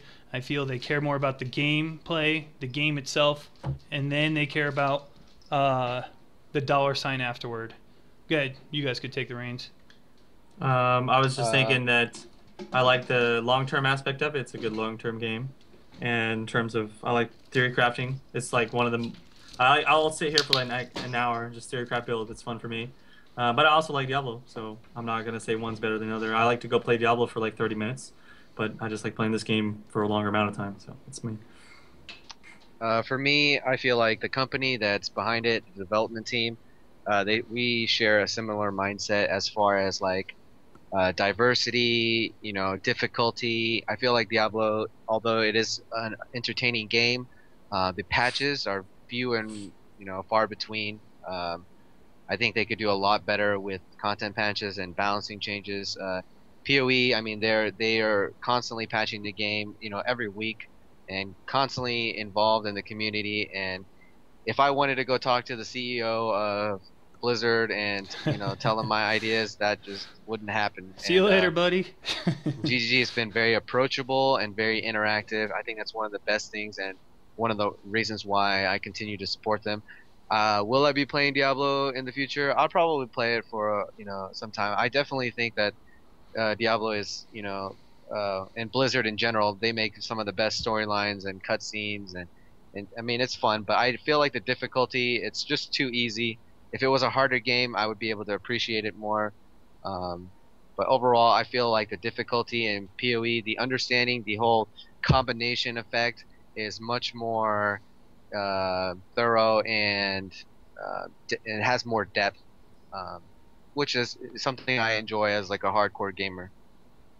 All right, Terry. I already know what you're gonna say, but do it. I absolutely love the racing aspect of Poe. Poe to me is a very rewarding game, and like the reward factor on playing Poe and like racing, for example, it's like there's nothing else I've ever played, and like I played games for like for over 14 years, and nothing I've ever played is as rewarding or like keeps me as entertained each day as Path, just because like the difficulty factor, I really like it when you have to like earn your like character to make it like effective, or when you come out with like a new build that it just seeing it in action and it being like a really good build. It's very rewarding in that sense that like you put it together. Path, Yeah, a I lot of feel like investment in that. Mm-hmm. yeah, like definitely. Like I played Diablo 2 for like 6, 7 years growing up, and I feel like Path just has a lot of similar concepts, and then it has like so much more to offer, building like off some of the old Diablo 2 concepts. And for like keeping somebody like pulled into their game and interested in on it, Path has so much to offer for like many different play styles. Whether or not you're like a hardcore player, they have like the 2 hardcore leagues going on at a time, and they also come out with like fresh economy leagues. So if you're into Yeah. trading or building up like an economy or stuff like that, they really offer a lot to the player. And GGG, from my experience, is they have always stayed true to their word. Like when Absolutely. they like post updates or like they announce something, they're always dead on like to their word. And I really appreciate that as like a player and being passionate about their game. I love how So Chris that Wilson, he just appears randomly all the time. Reddit posts, streams. Come on, what Yeah. other CEO is gonna do that? it's awesome Uh-huh. to see like their involvement. Hell yeah. And also, I will say both games are lacking. I know Cutthroat's starting to come out, but we need some PvP. We need some PvP up Yeah, in here. amen to It's that. Woo! coming. It's coming. So Nah, Triple U says, "Hey Terex, what do you think of a race on demand mode, like a practice mode where you have a drop down menu to choose endless ledge and all that other kind of races? And that, how do you think that would be helpful for new players? Do you think that'd be good?" I think it's a really good idea and concept, especially like for new people trying to get into racing, because Endless Ledge and Descent Champions, they're both very difficult, like in their own sense. And a lot of the time, depending on like your in real life schedule and like when races are posted, it's not the easiest to make those races to practice on. So I think that would be like a very, very good feature that could actually help introduce a lot more people into racing, is having being able to practice those races. So I'd like to see something like that in the future. Yeah, I would like to see that as well. I think that'd be very useful and more fair to people that are newer to the game. Like it'd be good to practice more builds on too, because a lot of people like they're doing races for points, and they might not like take the risk on trying a new build that they're comfortable with. So that can open up like a lot more build options too, being able to practice them on those races. All right. So, anyone. This is by Unsung Cesspool. Man, that name. All right. How do you feel about streamers, players selling Atziri kills for the first 50 microtransactions? Oh, this question. Should this be allowed, or should there be a microtransaction qualification become illegible because they profit from selling the kill? I think we should all answer this one, and then. all right, I'll kick this one off.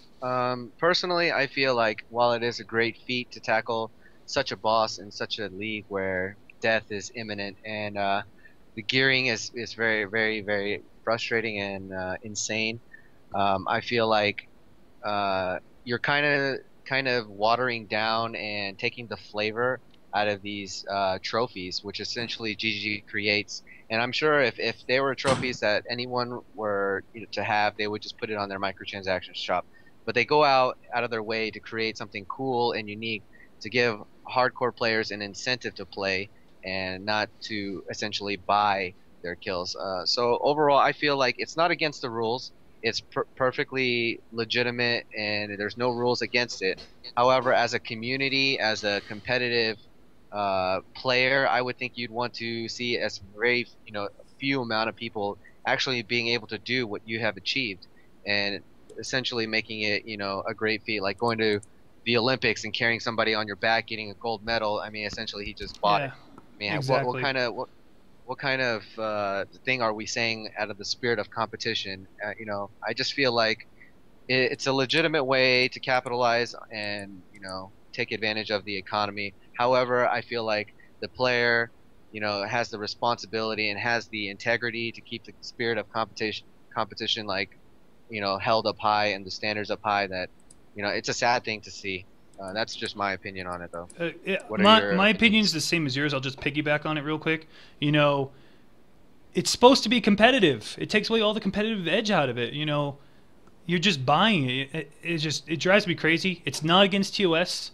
It's not fair to those people who are like me and Hedgie here. We're like, screw that, and we're gonna do it ourselves. And it's the whole rich get richer concept. I hate that. I hate rich getting richer, but that's what it is.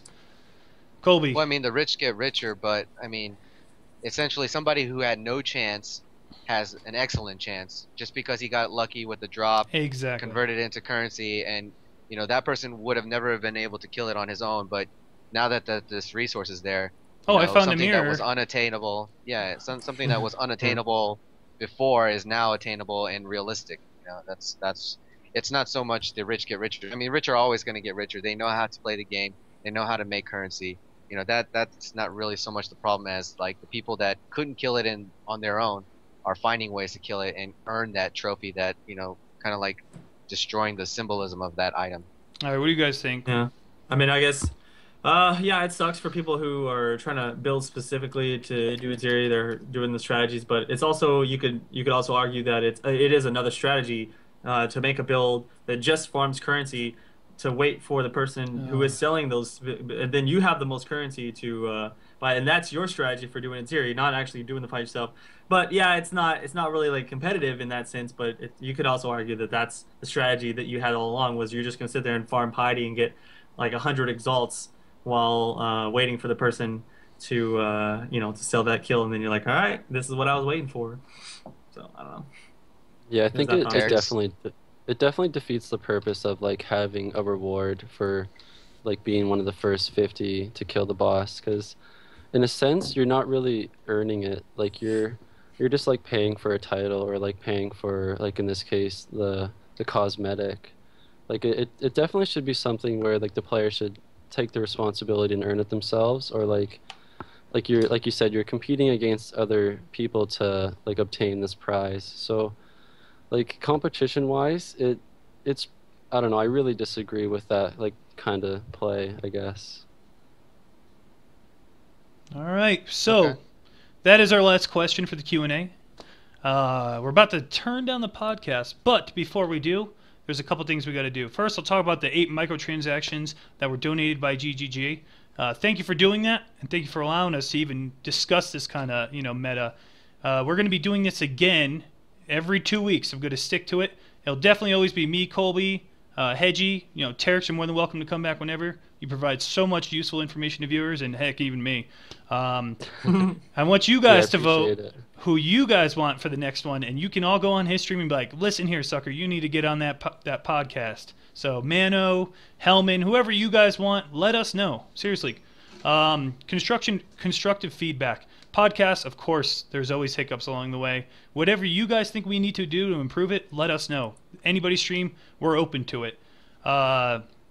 Lastly, for those microtransaction giveaways, hang tight. When we take down the podcast, it's mainly so we can make a nice clip of it. It's easier. We're lazy.